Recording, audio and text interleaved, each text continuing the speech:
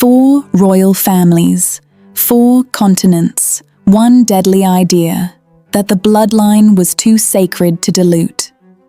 The science of what that actually did to their bodies is still being uncovered today. Let's go back in time and see what happened. Egypt, 1332 BC. A 9-year-old is about to become pharaoh, and his own body is already working against him. For decades, Tutankhamun was remembered as ancient Egypt's golden boy, the boy king whose tomb, discovered nearly intact in November 1922, produced some of the most spectacular treasures ever recovered from the ancient world. When British archaeologist Howard Carter first peered through a small hole into the antechamber, his patron Lord Carnarvon asked if he could see anything. Carter's reply became one of the most famous lines in the history of archaeology. Yes, wonderful things. What that tomb didn't reveal, not for another 88 years, was what was actually wrong with the body inside it. That took DNA testing, published in 2010, to finally uncover. Egyptian pharaohs believed themselves descended from the gods, and marrying within the family, specifically marrying full siblings, was seen as a way of keeping that divine bloodline pure. It wasn't rare. It was policy, stretching back generations before Tutankhamun was ever born. Genetic testing led by Egyptologist Zahi Hawass confirmed that Tutankhamun's father, believed to be the pharaoh Akhenaten, had a child with his own full sister, a woman researchers refer to only as the younger lady, her identity still not conclusively established. Tutankhamun was the result of that union. The consequences showed up in his own skeleton, and Carter himself had already unknowingly documented the evidence decades before anyone understood what it meant. CT scans conducted in the 2000s revealed a partially clubbed foot, severe enough that researchers concluded he couldn't have stood unassisted, let alone ridden the war chariots so often depicted in his tomb's own artwork. Carter had catalogued a genuinely staggering number of walking sticks and staves recovered from the tomb, 130 of them in total. And working entirely without the medical context modern researchers now have, speculated in his own notes that the young Tutankhamun must have been an amateur collector of walking sticks. He wasn't collecting them. He needed them simply to walk. Beyond the clubbed foot, scans revealed a cleft palate, an unusually curved spine, and areas of bone necrosis. Tissue death from restricted blood flow, concentrated in his foot. Geneticist Carsten Pusch, who worked on the 2010 study, put the picture bluntly: not the strapping golden pharaoh of popular imagination, but a frail, weak teenager who needed a cane just to move around his own palace. Testing also found evidence of severe, repeated malaria infections, a disease that could prove fatal even in a healthy body, let alone one already weakened by inherited genetic conditions. Tutankhamun died at 19. For decades, popular theories favored murder, a blow to the head, a conspiracy at court. Modern scans complicate even that. Nearly every fracture found on his skeleton, including damage to the skull, was inflicted after death, most likely during the embalming and mummification process itself, not during his lifetime. What scans did find was a serious compound fracture to his left leg shortly before he died, which appears to have become infected. Combined with the malaria already circulating in his body, that infection may have been enough on its own to kill him.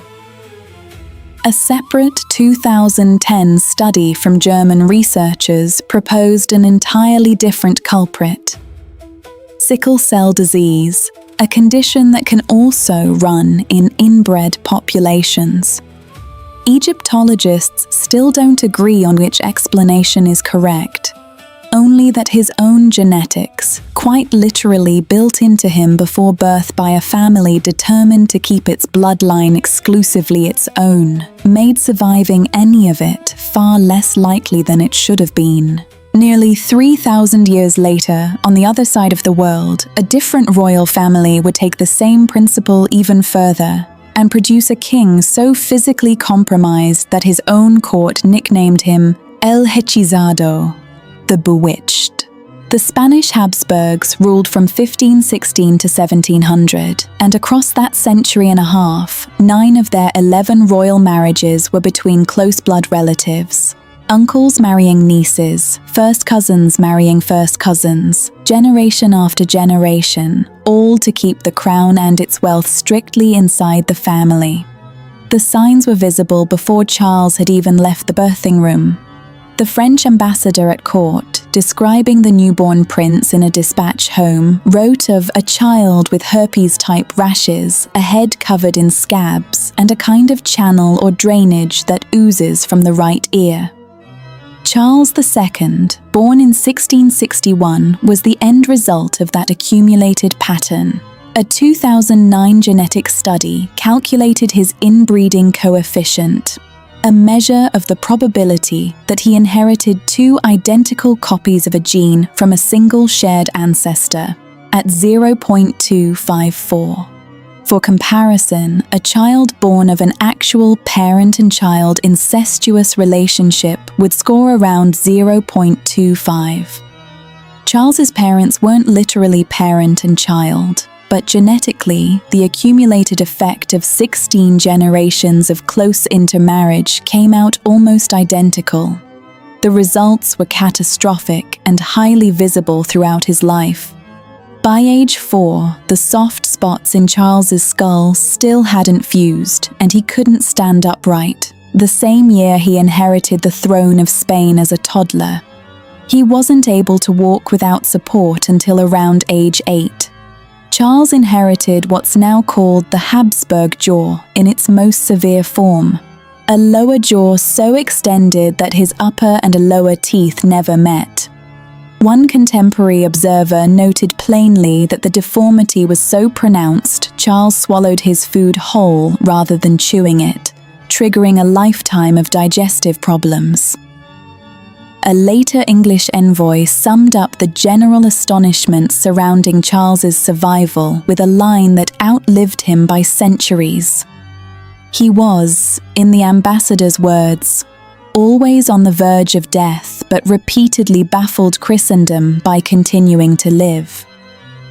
Researchers now believe Charles suffered from 2 distinct, rare genetic disorders at once: combined pituitary hormone deficiency and a kidney condition called distal renal tubular acidosis, both requiring 2 copies of a recessive gene to appear, and both dramatically more likely in a person with his level of inbreeding. Together, they likely explain not just his physical ailments, but his infertility. He married twice. He had no children. I want to flag something important here, though.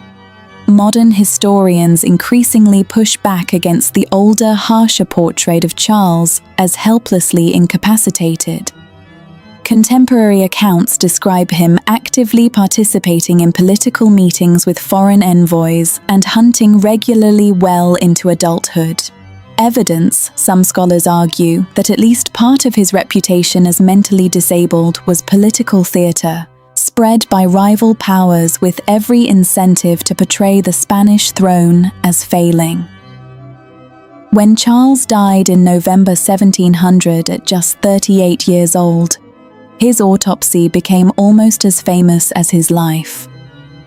Physicians reportedly found his heart the size of a peppercorn, his lungs corroded, his intestines rotted, and, according to the most widely repeated account of the examination, his body containing not a single drop of blood. Whatever the precise medical reality behind that description, the political reality was undeniable. the male Habsburg line of Spain died with him, and Europe went to war over who would inherit the throne he left behind. A dynasty that had spent nearly 2 centuries trying to keep its bloodline pure had, in the most literal genetic sense possible, engineered its own extinction. Halfway around the world and over a century later, a young Hawaiian princess would find herself caught between an ancient royal tradition and a new religion that considered that same tradition a sin. In traditional Hawaiian royal culture, the highest-ranking chiefs practiced what was called niaupio, marriage between full brothers and sisters of the highest royal rank, believed to concentrate mana or sacred spiritual power to its most potent possible level.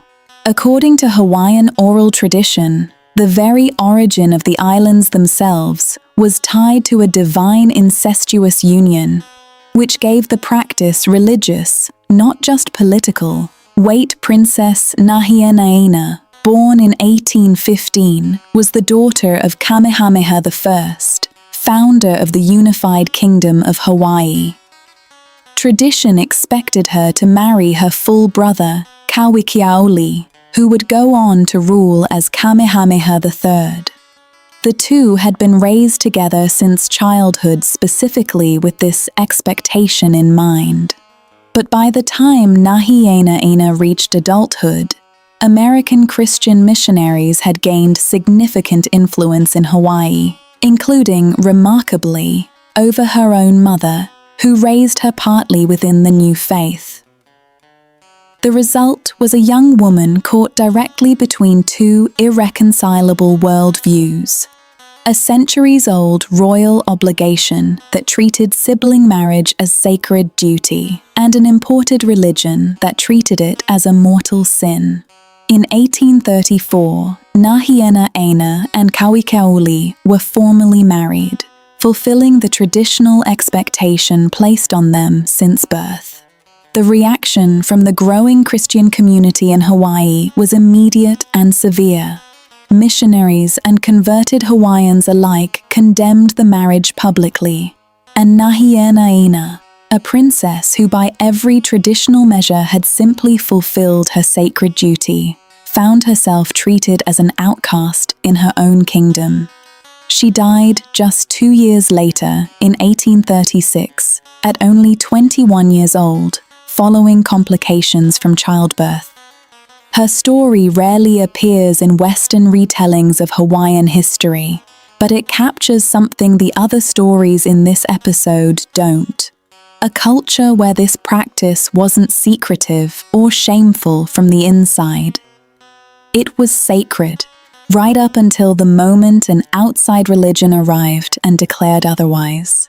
Our final story doesn't come from a family that married its own siblings at all, but from a single genetic accident that royal Europe's obsession with marrying only other royals spread across 4 different thrones in barely 2 generations.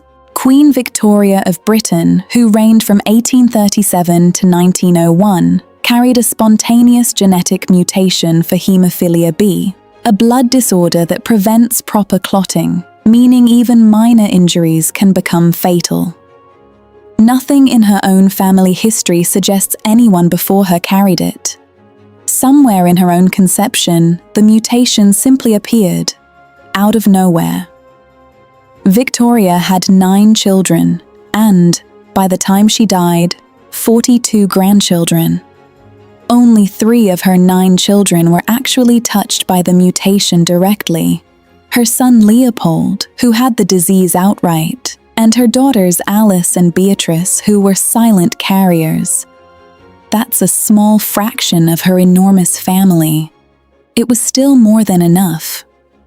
Across the wider family in the generations that followed, historians count at least 10 confirmed male descendants who suffered from hemophilia, and the mutation reached the ruling houses of Germany, Spain, and Russia within about 2 generations, entirely through strategic marriages designed to cement diplomatic alliances. The first to actually die from it wasn't a famous heir to any throne.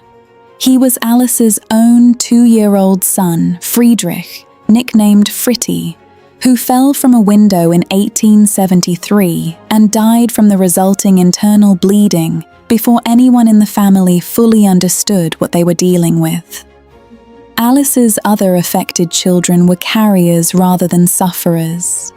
Her daughter Irene passed the disease into the Prussian royal family, where 2 of her 3 sons, Waldemar and Heinrich, were hemophiliac. Heinrich dying at just 4 from a simple fall, Waldemar living with the condition until 1945, unable to get treatment as Germany collapsed at the end of the Second World War. Leopold's own line carried it forward too. His daughter, also named Alice, was a carrier, and her son Rupert, Viscount Tremonton, inherited the disease and died at 20 from a car accident-related brain hemorrhage. Beatrice's line spread it into Spain. Her daughter Victoria Eugenie, known as Ina, married King Alfonso XIII, and 2 of their sons inherited the disease. Infante Gonzalo was riding in a car in 1934 when it swerved to avoid an obstacle. He and his sister, who was driving, initially believed they were unharmed. Hours later, internal bleeding was discovered, and doctors couldn't safely operate because his heart was already weakened by the condition. He died 2 days later, at 19. His older brother, Alfonso, once heir to the Spanish throne itself, died in almost exactly the same way 4 years afterward, following a car accident in Miami that left him with what appeared to be only minor injuries. He was 31. And then, through Alice's other carrier daughter, Alex, there's the most politically consequential case of all, Alexandra, who married Tsar Nicholas II of Russia, and their son, Alexei, heir to the Russian throne, who inherited the condition and suffered bleeding episodes the family desperately tried to hide from the public. It's the case history remembers best, mostly because of who it helped bring to power. A Siberian mystic named Grigory Rasputin, whose ability to seemingly calm the boy's crises during moments doctors had given up on gave him extraordinary, ultimately catastrophic influence over the imperial family. That's a story we've already told you about on this channel, and one worth its own deeper look someday. Tonight, he's simply one name on a much longer list. Modern DNA testing on the exhumed Romanov remains confirmed in the 2000s what historians had long suspected. The specific mutation was hemophilia B, the same rare subtype Victoria carried, traced directly back to one woman's spontaneous genetic accident. A toddler who fell from a window in Germany. A young prince who died at 4. Another who lived through an empire's collapse. 2 brothers in Spain, killed by car accidents years apart. A tsarevich whose illness helped topple a 300-year dynasty. 10 confirmed cases across 4 countries, all tracing back to one unexplained mutation in one woman. Unlike Tutankhamun or Charles II, this wasn't caused by inbreeding in the strictest sense. It's a different lesson entirely. Even without direct incest, a closed genetic pool, royalty only marrying royalty, generation after generation, was more than enough to let one mutation quietly reshape the fate of 4 different empires. 4 families, 4 continents, 4 completely different justifications, divine bloodlines, dynastic wealth, sacred manor, diplomatic alliance, and underneath every one of them, the same biological math working quietly against them the entire time. Royalty spent centuries treating their blood as something too sacred to share. Genetics simply never agreed. Don't forget to like, subscribe, and comment. Until next time.